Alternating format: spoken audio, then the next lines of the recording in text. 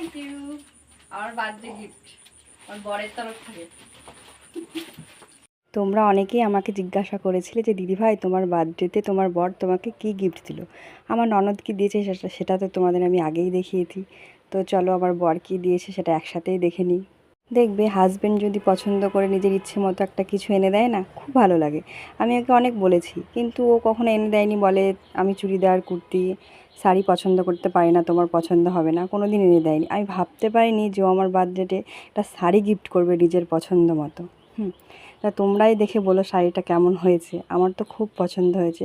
সত্যি আমি ভাবতে পারিনি ও আমার জন্য শাড়ি নিয়ে আসবে। আমি ভেবেছিলাম হয়তো ও অন্য কিছু দিলে দিতে পারে, বা এত সুন্দর ও আমাকে শাড়ি গিফট করবে আমি ভাবতে পারিনি। সত্যি শাড়িটা খুব সুন্দর, খুব যেমন নরম তেমন দেখতেও সুন্দর।